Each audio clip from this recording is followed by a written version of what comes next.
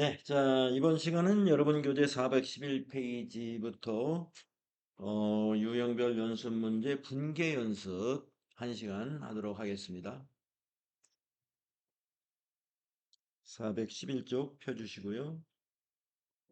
그러면 45번 한번 문제 읽어보겠습니다. 당사가 장기 투자 목적으로 보유하던 상장 주식이다. 그러면 이 장기 투자 목적으로 보유한 주식이다 하면은 우리가 이제 개정과목 분류상 매도 가능 증권으로 분류된 유가증권이다. 이렇게 봐야 되겠습니다. 예, 매도 가능 증권이다. 이렇게 보시고. 이것을 다음과 같은 조건으로 처분하고 처분대금은 한국은행 보통예금 계좌로 입금하였다. 예, 그러니까 보통예금으로 입금이 된 거죠. 그러면 이 보통예금 한국은행으로 입금된 금액은 요 밑에 처분 금액이요. 600만 원 입금이 된 걸로 판단하시면 되겠고요. 단 전년도에 해당 상장 주식에 대한 기말 평가는 일반 기업 회계 기준에 따라 적절하게 회계 처리하였다라고 했습니다. 그러면 우리가 일반 기업 회계 기준에서 매도 가능 증권의 평가에 대해서 취득 금액과 전년도 기말의 시가를 비교해 가지고 200만 원이라는 가격이 하락했는데 이 200만 원 하락한 것을 전기의 손실로 반영을 했느냐? 그렇지 않죠. 만약에 이게 단기 매매 증권이라면 그 200만 원을 전기 손실로 반영을 해버리죠. 손익에 반영을 해버리니까 금년도 올해 이 처분했을 때 이 손익에 아무 영향을 미치지 않습니다. 단기 매매 증권이라고 한다면. 하지만 이건 매도 가능 증권이죠. 매도 가능 증권의 경우에는 평가 손실이나 지금 같은 경우 평가 손실 200만 원이 났어요.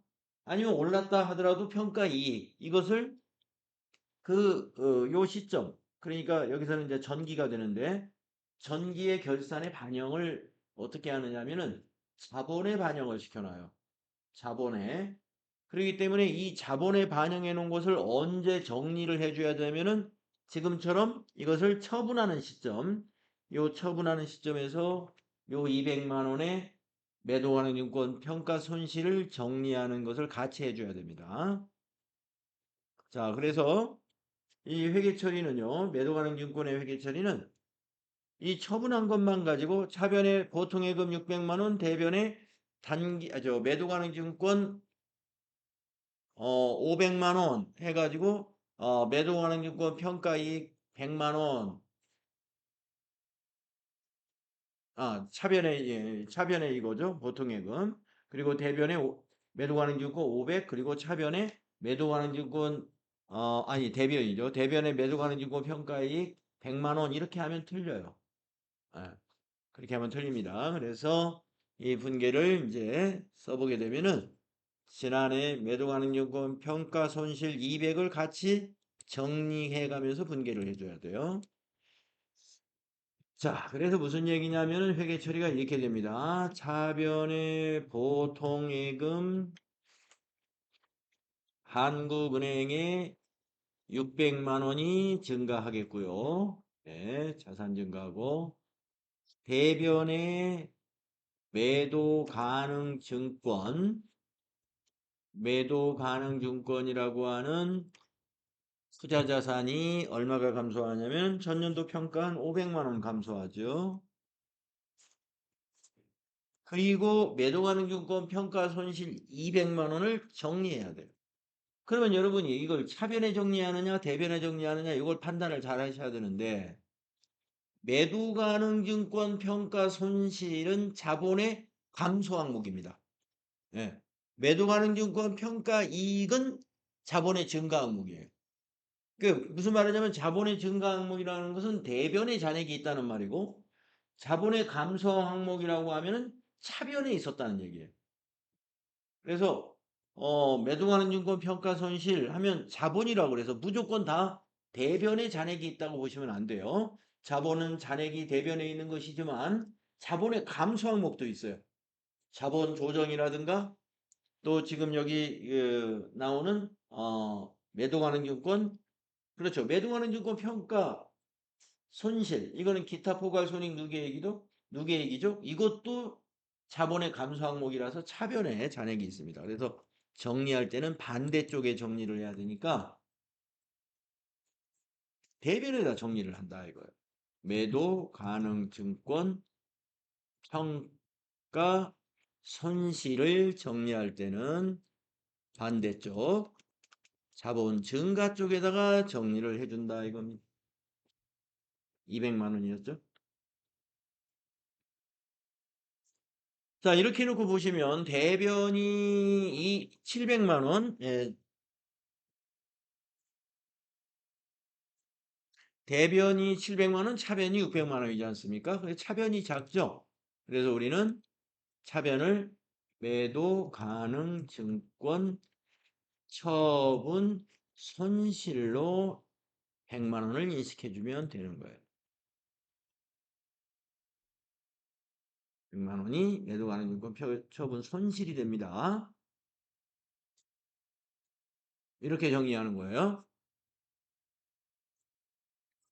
매도 가능 증권 평가 손실 전기 말에 자본의 차변 항목으로 있었던 거 이걸 대변에다 정리해 주고 그렇게 되면 대변의 합계 700, 차변의 합계를 700으로 만들어야 되니까 이번에 인식되는 매도 가능 증권 처분 손실 이거는 이제 손익으로 직접 가는 겁니다. 자, 그리고 이제 제가 언젠가 여러분에게 매도 가능 증권의 처분 손익을 따질 때는 그 질문만 만약에 문제에서 나왔다. 분개를 하라고 하지 않고 그렇게 나왔을 때는 여러분에게 이렇게 말씀드렸죠. 취득 금액하고 마지막에 처분한 금액을 바로 비교해서 판단하시면 된다. 자, 지난해 1월 31일 날 700만 원에 산 주식입니다. 그런데 이번에 처분한 게 600만 원에 처분했잖아요. 100만 원 손실 본 게 맞죠?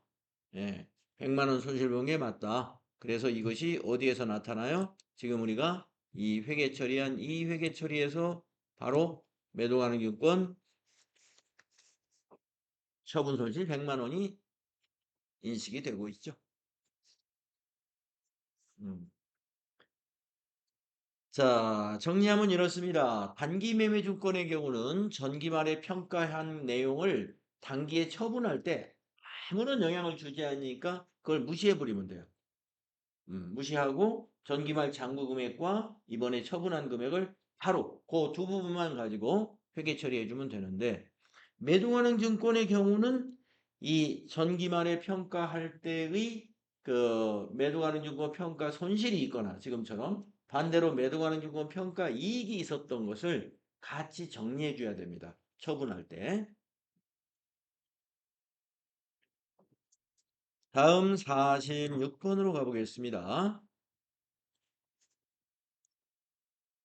미국 뉴욕은행으로부터 금년 1월 10일 차입한 단기 차입금 $10,000에 대해 원화를 외화로 환전하여 상환하였다. 네, 차입금을 달러로 차입한 외화 차입금이 있는데 $10,000를 오늘 상환했거든요. 상환시 환율은 1달러당 1,200원이었답니다. 그러면 1,200만 원의 우리나라 한화가 필요했겠죠. 차입 당시는 1,300만 원이었답니다. 차입 당시 환율이 더 높았다는 얘기죠. 환전 수수료 등 기타 부대 비용은 없다고 가정해서 회계 처리하시오. 자, 그러니까 지금 우리 회사의 장부에는 뉴욕은행의 그 외화 차입금이 1,300만 원으로 기록되어 있는 겁니다. 차입 당시 1,300만 원. 근데 오늘 갚을 때 1,200만 원에 갚은 거예요. 예. 달러는 똑같지만 차입할 당시 환율이 1,300원이었고 오늘은 상환 당시 환율이 100원 떨어져 가지고 1,200원입니다. 이럴 때 외화 부채를 상환할 때는요. 이익이 발생한 거예요. 100만 원. 네, 그것을 우리는 외환 차익으로 인식합니다. 외환 차익, 영업의 수익에 해당이 됩니다. 자, 그러면 46번 한번 써보겠습니다. 46번은 어떻게 회계 처리가 되는 것이냐.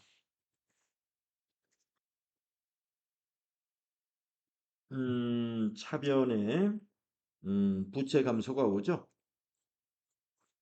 단기 차입금, 거래처는 뉴욕은행이라고 그랬으니까 코드 걸어주면 되겠고, 차입 당시 1,300만 원으로 기록된 차입금이에요. 그래서 1,300만 원 부채 감소 차변에 하시고, 대변에 이걸 뭘로 상환했나요? 현금으로 상환했나요?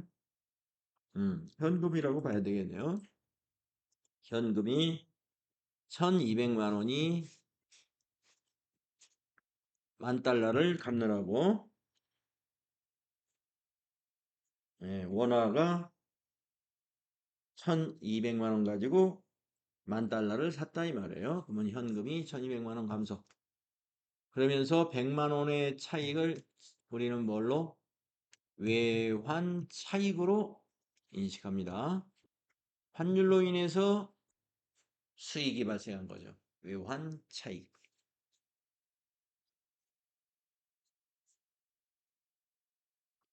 혹시라도 이제 여러분이 이 외화 환산 이익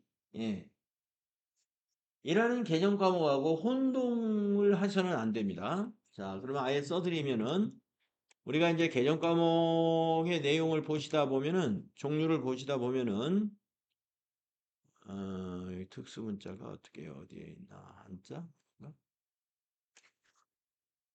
특수 문자 없어. 이걸로 쓸까요? 자, 우리가 그 환율과 관련된 개념 과목 중에 이런 개념 과목이 하나 있어요. 외화 환산 이익.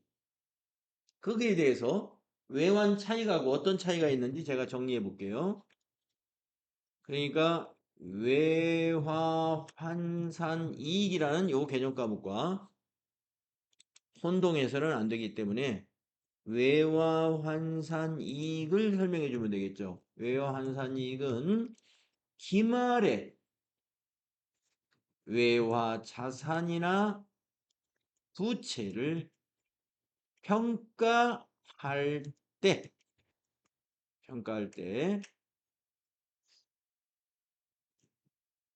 환율 차익을 인식하는 개정 과목입니다.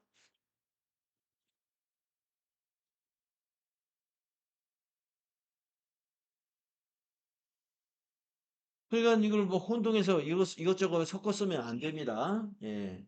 자, 외화 환산 이익은 어느 때 써야 돼요? 기말에. 기말.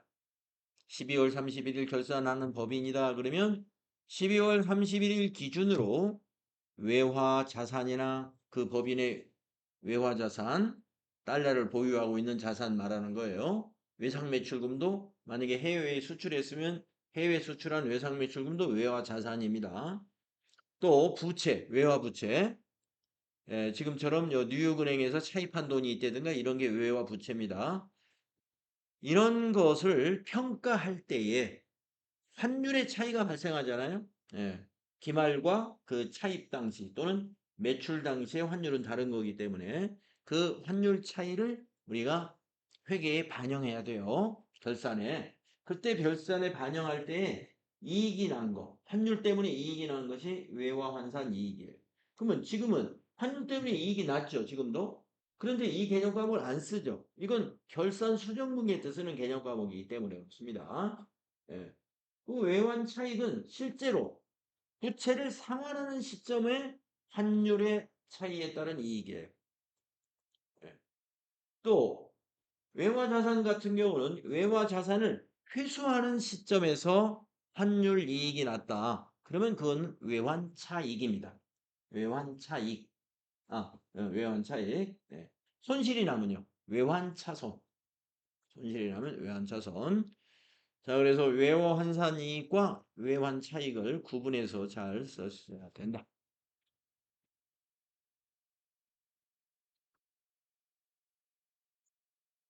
그러면 47번은 무슨 문제인가요?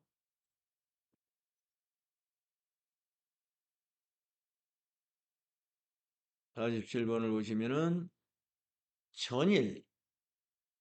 전달 20일에 선적했군요. 미국 블랙홀사의 외상으로 수출한 제품의 수출 대금이 12만 달러를 금일 달러화로 송금받은 후 즉시 원화로 환전하여 한국은행 보통예금 계좌에다가 입금했습니다. 그러면 보통예금에 원화로 환전한 금액이 얼마냐? 예, 금일 적용 환율이 1320원이라고 되어 있네요. 그러면 이걸 곱하기를 해봐야 되겠죠? 12만 달러. 뭐 수수료 같은 건 여기선 정리를 안 했으니까 없다고 보시고, 자, 12만 달러 곱하기 1320원을 해봅니다. 그러면 1억 5,840만 원이죠. 예. 자, 정리를 해보겠습니다. 입력하면서, 자, 기록하면서 해보겠습니다. 차변의 보통예금, 한국은행이라고 그랬나요? 한국은행. 한국은행에 158, 400, 000이 증가하게 되더라 이겁니다. 그건 어떻게 계산했냐면은 12만 달러 곱하기 금일 적용 환율 1320원 이걸 곱하기 한 겁니다. 예. 자, 그러고 이제 위에 있는 환율 전월 20일의 환율이 1300원이다라는 것은 지난달 20일에 그날 외상 매출금을 인식한 금액이 이렇다는 거예요. 지난달 20일에 선적을 했고 미국의 블랙홀사라는 곳에다가 수출을 한 겁니다. 선적일의 환율을 가지고 우리가 과세표준으로 신고하잖아요. 그게 공급가액이고 그게 외상 매출금을 인식하는 환율입니다. 그러면은 1300원 곱하기 12만 달러가 뭐예요? 외상 매출금이 되는 거예요. 외상 매출금. 그러면은 계산기로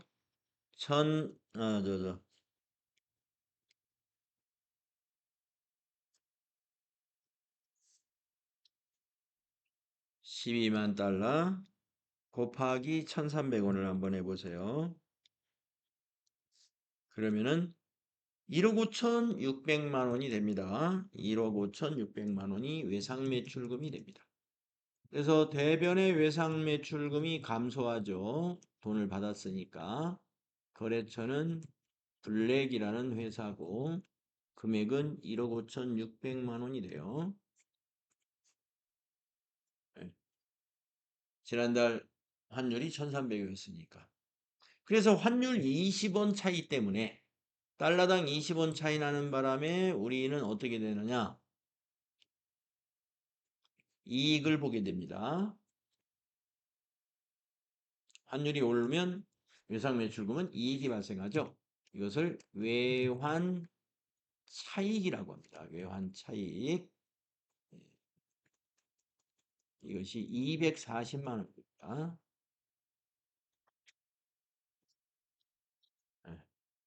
이렇게 회계 처리가 됩니다.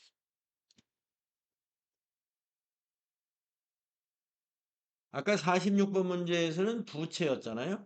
부채인데 왜 외환 차익이 발생했냐면 환율이 떨어져 가지고 차익이 발생한 거예요. 아까 46번에서는 여기서 외환 차익이 나왔죠? 부채는 환율이 떨어지니까 외환 차익이 나온 거고 자산은 환율이 올라가니까 외환 차익이 나온 거고 네. 서로 반대죠.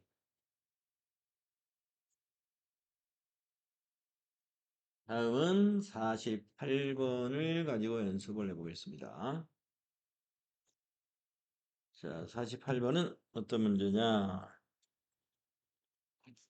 전기말 일본 혼다사에 무이자로 단기 대여해준 100만 엔을 금일 한국은행 보통예금 계좌로 상환받았다. 네, 100만 엔을 받은 거죠. 단 상환시 적용 환율은 100엔당 1,000원인데 상환시 대여금을 상환해?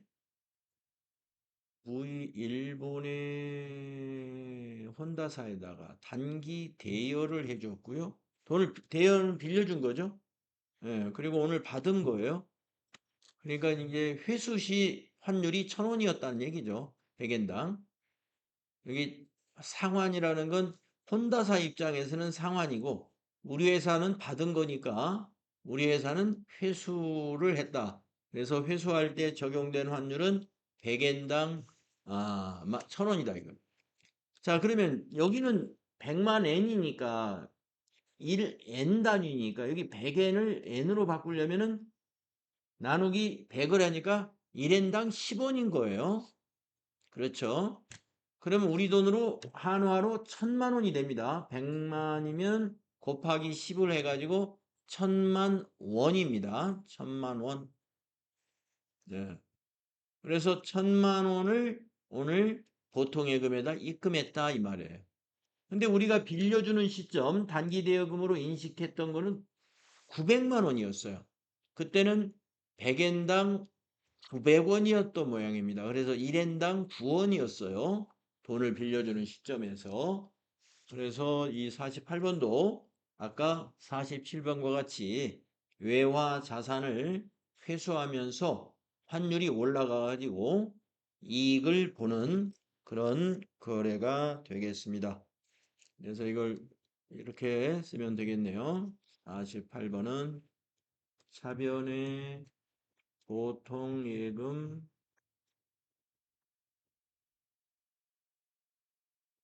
한국은행에 1,000만 원이 증가하고요. 대변에 단기 대여금 돈 빌려준 거 거래처는 혼다. 금액이 900만 원 감소하고요. 받았으니까 100만 원이 외환 차익이 발생하는 것이다. 100만 원의 외환 차익이 발생한다.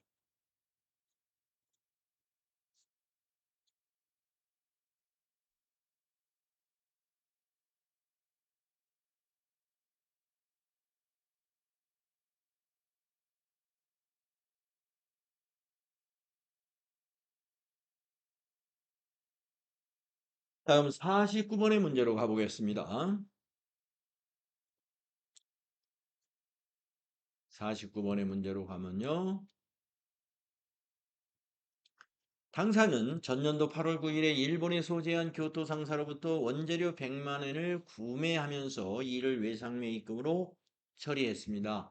금일 동외상매입금 전액을 현금으로 상환했습니다. 단 전기말 외화 자산 부채 관련해서는 적절하게 평가를 전기말에 했습니다. 그것이 이제 전기말에 외화 환산 이익이나 외화 환산 손실이 있었다는 얘기 같습니다. 네. 자, 그러면 한번 볼까요? 다음 표가 있는데,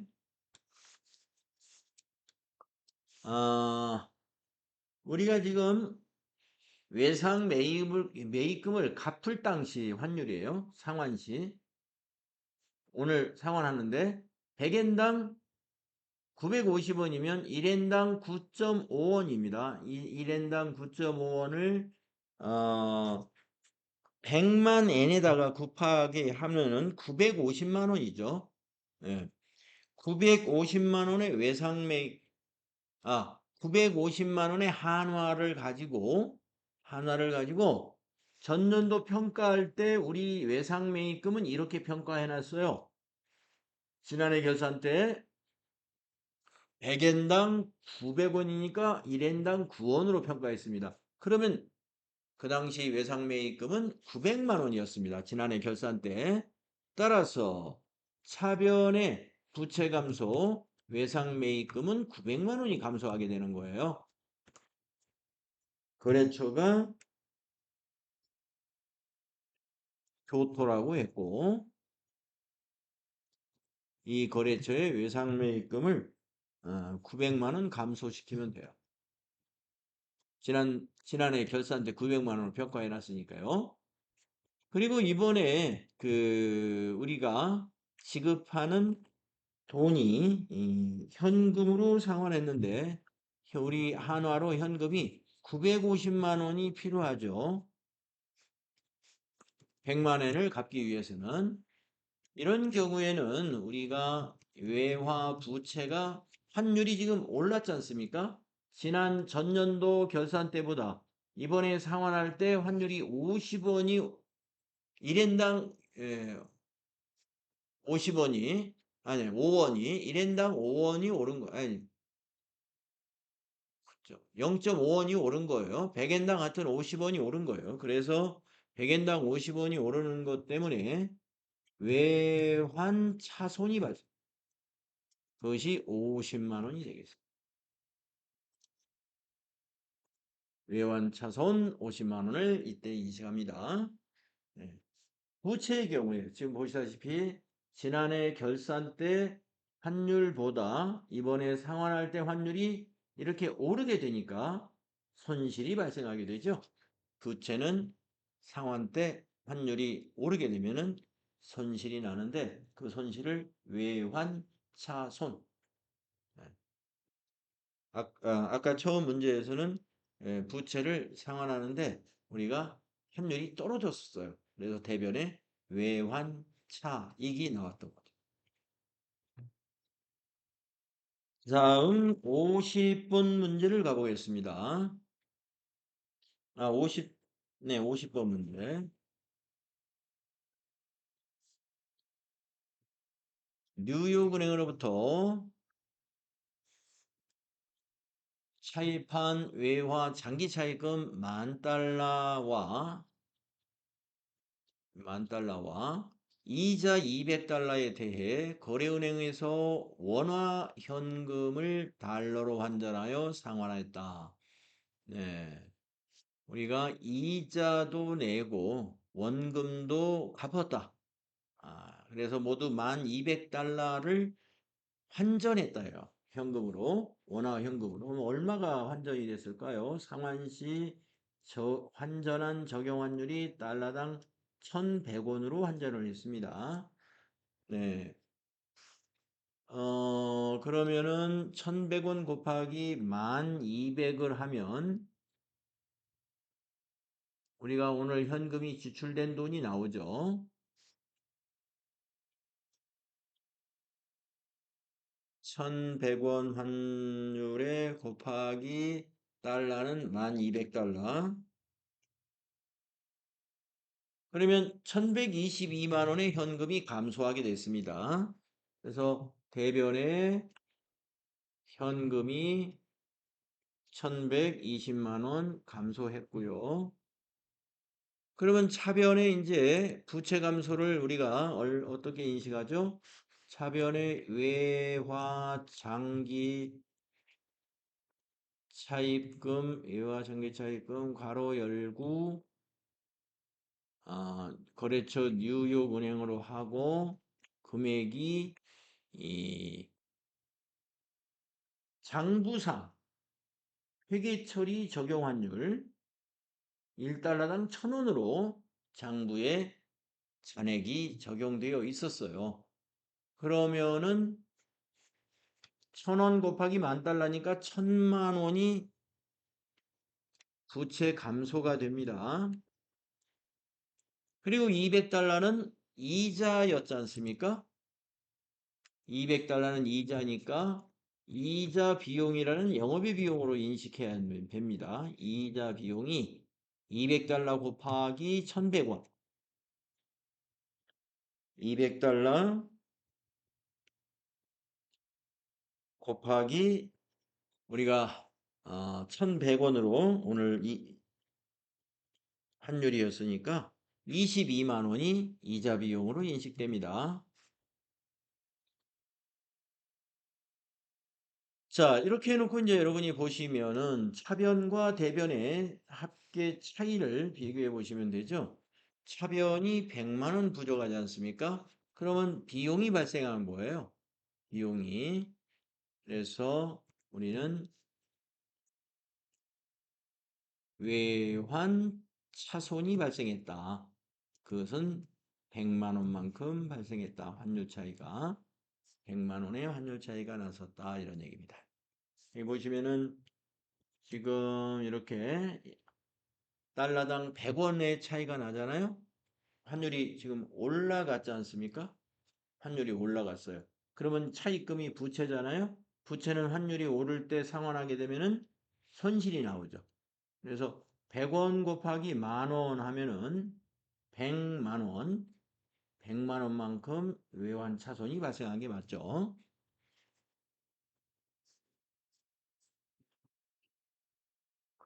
네, 50번에는 이제 이자 비용이 포함되어 있기 때문에 이자 비용 빼고 여러분이 외환 차손을 계산해 내면 맞게 됩니다.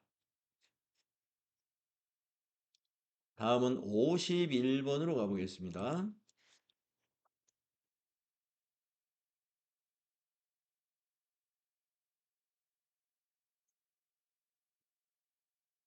51번은 당사는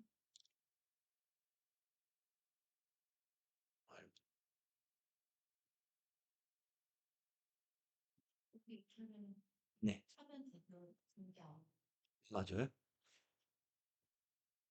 요거 차변 1122만 원, 대변 1122만 원 맞는데? 여기 22번은 여기 20만 원. 20만 원인가요? 2만 원 왜 차이 나지? 잠깐만, 계산을 제가 아까 1100원, 아까 50번이죠? 1100원 곱하기 1100원에다가 1200, 200원, 200달러, 1200달러를 곱하면 1122만 원이네요. 대변이 제가 이걸 2만 원을 빼먹었네요. 아까. 네, 대변에 1120만 원으로, 22만 원으로 수정하겠습니다. 잘 보셨어요. 네, 대변의 현금은 1122만 원.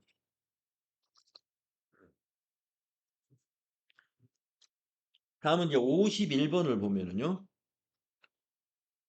당사는 만기 3년, 액면금액 1억 원짜리 사채를 발행했으며 발행 금액은 한국은행 보통예금 계좌로 입금이 되었습니다. 유효이자율법에 의한 사채 발행 금액은 9,500만 원이다. 이 발행 시 회계처리죠. 사채 발행 시 회계처리 어렵지 않죠? 차변의 보통예금 한국은행의 자산이 증가하게 됩니다. 9,500만 원만큼 들어오죠. 발행한 금액이 9,500만 원이니까. 그리고 대변에 우리 회사가 부채로 인식하는 사채, 비유동 부채인 사채는 1억 원으로 인식해야 되죠. 액면가로 우리가 갚아야 되니까 3년 후에. 그러면 이제 500만 원을 우리는 뭐라고 하느냐면 사채를 발행하면서 할인 발행을 한 부분이잖아요. 이것을 우리는 사채, 할인, 발행, 차금이라는 계정 과목으로 기록합니다. 사채, 할인 발행, 차금이라는 계정 과목으로 인식하고 이 사채, 할인 발행, 차금은 사채의 차감 계정이다 하는 거 여러분 알고 있죠?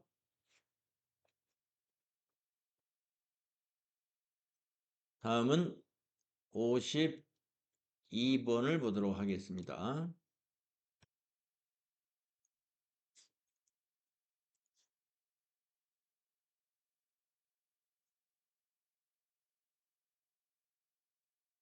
사채 100만 원을 발행하면서 발행 금액 120만 원은 한국은행 보통예금 계좌로 입금이 되었어요. 이번 할증 발행을 했군요. 그런데 법무사 수수료 30만 원이 더 나갔네요. 그러면 할증 발행이 아니라 할인 발행한 꼴이 되네요. 예, 왜냐면 사채 할인 발행 차금 이 법무사 수수료는 이 할증 발행 차금에서 빼줘야 되거든요. 근데 할증 발행 차금이 20만 원밖에 없잖아요. 그 30만 원을 빼주게 되면 결국에 할인해서 발행한 경우가 됩니다. 그래서 이 분계는요. 수수료를 제외하고 보면은 할증 발행이지만 수수료를 포함해서 따지면은 할인 발행이 된다. 따라서 이렇게 인식해야 됩니다.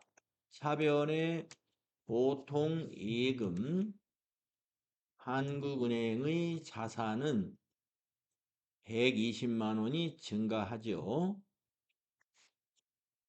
증가하고 대변의 사채 비유동부채의 인식은 액면가인 100만 원을 인식하지요. 그런데 현금이 30만 원 또 지출됩니다. 사채 발행 때문에 현금이 30만 원 감소하게 되죠. 네, 이렇게 해놓고 한번 따져보는 거예요. 자, 대변의 사채와 현금 감소한 거, 사채 증가한 거 합치면은 1030이에요. 근데 차변에 자산 증가한 것은 1200이 됩니다. 그러면 우리는 차변에 10만 원을 무엇으로 인식해야 되느냐 하면은 사채, 할인, 발행, 차금으로 10만 원을 인식합니다. 사채 할증 발행 차금 마이너스 10만 원 이렇게 회계 처리를 하는 게 아니고 사채 할증 발행 차금과 사채 할인 발행 차금은 주머니를 하나로 해요. 주머니를 하나로. 그래서 할증 발행 차금이 마이너스가 나오면 그것은 할인 발행이에요. 할인 발행. 그래서 사채 할인 발행 차금 10만 원이 된다. 다음은 53번을 해보겠습니다. 53번. 사채 문제인데요, 이것도.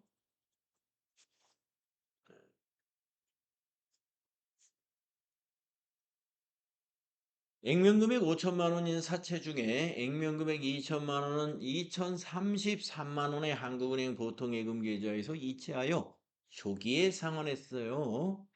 예, 사채의 조기 상환은 우리 본문에는 없었습니다. 요 이제 분계 문제를 통해서 여러분이 새롭게 학습을 해 두어야 돼요.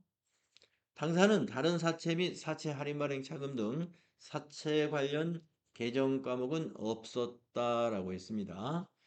자, 그러니까 사채를 중도에 상환했다는 건데 얼마를 상환했냐면 자, 사채를 상환하면 사채 감소, 차변이 오는 거죠.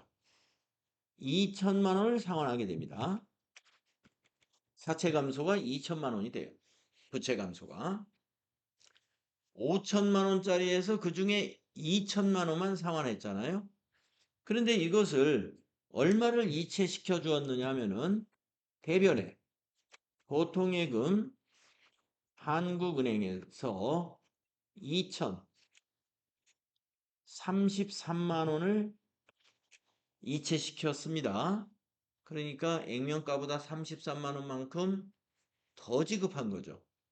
이것을 우리는 사채를 상환할 때 손실을 봤다 해서 사채 상환 손실로 인식합니다. 영업의 비용이에요. 사채 상환 손실은 사채를 중도 상환할 때에 사채의 액면가보다 더 지급하게 되는 조건일 때 이와 같이 인식하게 됩니다. 33만 원. 기업의 입장에서는 이제 그 시장의 이자율이 지금보다 더 높아질 거라고 예상을 한다면 예, 뭐 사채를 중간에라도 빨리 상환하고 어, 자금을 관리하는 게 더 유리하기 때문에 사채를 이렇게 중도에 상환할 수도 있습니다. 다음은 4번 보겠습니다.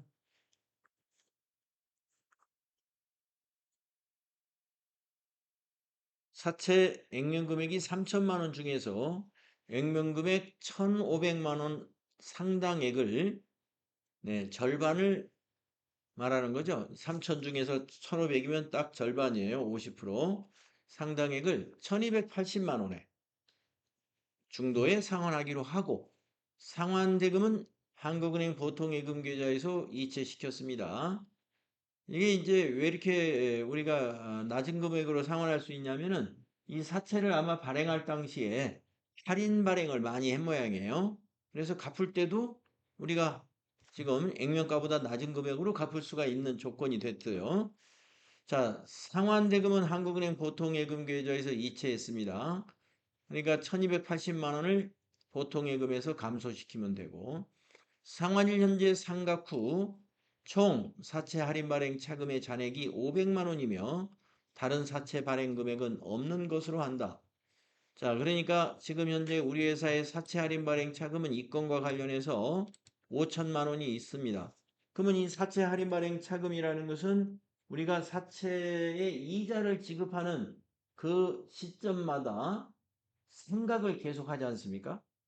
네, 만기가 3년이다 그러면 세 번에 걸쳐서 유효 우리가 이자 지급을 1년에 한 번씩 한다 했을 때 세 번에 걸쳐서 유효 이자율법으로 상각을 하잖아요. 근데 지금 중간에 절반을 상환했어요. 그러면 사채 할인 발행 차금도 상환한 시점에서 여기에 절반 250만 원을 바로 상각을 같이 해줍니다. 사채 할인 발행 차금을 감소시키는 거예요. 예. 자, 그러면 어떻게 회계 처리가 된다는 얘기냐 하면은, 자, 차변의 부채 감소가 사채가 액면가 1,500만 원만큼, 1,500만 원만큼 감소하죠. 그리고 이제 대변에 그걸 갚기 위해서 보통예금 한국은행이 자산 감소가 되는데 1,280만 원 계좌이체 시켰죠. 자, 그리고 이제 우리가 해야 될 게 이 사채 액면가의 절반을 상환했기 때문에 이 할인 발행 차금 500만 원의 절반을 또 상각해 줘야 돼요. 그러면 사채 할인 발행 차금은 사채의 차감 계정이니까 잔액이 어디에 있는 거죠? 차변에 있는 거죠. 사채의 잔액은 대변에 있는 거고 할인 발행 차금은 차변 반대쪽에 있는 거죠. 그러면 그걸 상각하려면 대변에다가 반대쪽 대변에다 기록해서 상각을 해줘야 됩니다. 그래서 대변의 사채 할인 발행 차금을 감소시킵니다. 250만 원. 이렇게 하고서 따져보는 거예요. 그러면 대변이 1,830만 원이네요. 대변이 아니 1,530만 원이네요. 대변이 1,530만 원. 그러면 차변이 30만 원 부족하죠. 이것도 사채 상환 손실이 난 겁니다. 사채 상환 손실을 30만 원 인식해야 된다. 네.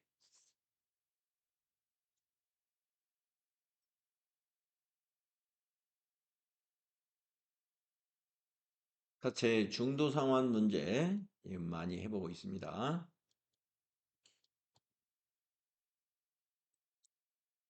다음은 55번으로 가보겠습니다.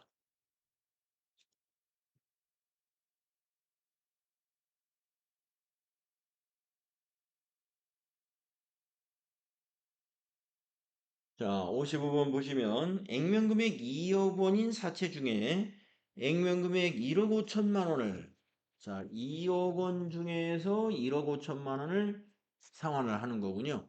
1억 3,200만 원의 중도 상환하기로 하고 예. 여기서도 이제 왜 이렇게 1억 5천짜리를 낮은 금액으로 상환할 수 있느냐? 이 발행할 때 할인 발행을 한 것 같아요. 자, 상환하기로 하고 상환대금은 우리은행 당좌수표를 발행했군요. 당좌수표는 계정 과목이 당좌예금입니다. 우리가 발행한 거는 이걸로 지급했습니다. 상환일 현재 사채 할인 발행 차금의 잔액이 2천만 원이 있었다. 이거죠. 그리고 다른 사채 금액은 없는 것으로 가정해라. 자, 그러면 이 2억 원에 대해서 1억 5천을 액면금액 1억 5천을 상환하니까 사채 할인 발행 차금도 2천만 원에 대해서 1,500만 원을 상각을 해줘야 됩니다. 사채 할인 발행 차금의 상각은 대변에 아까도 이 앞에 문제 54번에서 대변에다 했지 않습니까? 이번에도 대변에다 해야 돼요. 사채 할인 발행 차금의 잔액은 차변에 있는 것이기 때문에. 자, 그러면 1,500을 삼각하면서 아까처럼 회계 처리해 보면 자, 차변에 오는 부채 감소. 사채는 이번에는 1억 5천만 원이네요. 그리고 대변에 가는 당좌 예금이네요. 이번에는 수표를 우리가 발행해 가지고 당좌 예금의 거래처는 우리은행. 금액은 얼마짜리를 발행했어요? 1억 3,200만 원짜리 발행했습니다. 132,000,000 이만큼을 발행했죠.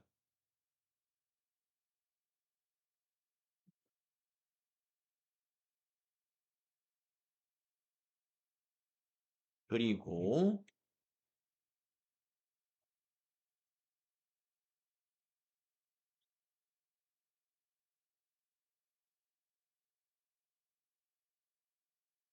우리가 대변에 사채 상환 이익입니다. 사채 상환 이익. 사채 중도 상환하면서 이번에는 이익이 발생했어요. 1,800만 원. 아니다, 아니다. 뭘 하나 빼먹었죠? 요 사채 할인 발행 차금 상각을 먼저 해야 된다고 그랬죠? 네, 사채 할인 발행 차금 네, 1,500만 원 먼저 상각하라고 그랬죠? 이걸 상각 먼저 해야 돼요. 자, 그러면 이제 대변이 1억 4,700이잖아요. 300만 원 대변이 부족하죠. 그게 이제 300만 원만 사채 상환 이익이 되겠습니다. 사채 상환 이익은 대변에 인식합니다. 네. 예, 사채의 중도 상환에 관한 문제가 TAT 2급에서 지금까지 실무 수행으로는 제가 기출 문제를 푼 것 같지 않아요. 예, 실무 수행에 거의 안 나오는 것 같고 이론 시험에서 가끔 나옵니다. 네, 이론 시험에서 뒤에 이제 우리가 이거 유형별 연습 문제가 끝나면 이제 기출 문제로 곧 들어가는데 그때 이제 우리가 이론이라든가 실무 수행할 때 이 사채와 관련해서 어떤 문제들이 나오는지 여러분이 보시면은 되겠습니다. 자, 오늘 55번까지 했고요. 여러분 413쪽 접어뒀다가 요거는 내일 하면 되겠습니다. 쉬었다 하겠습니다.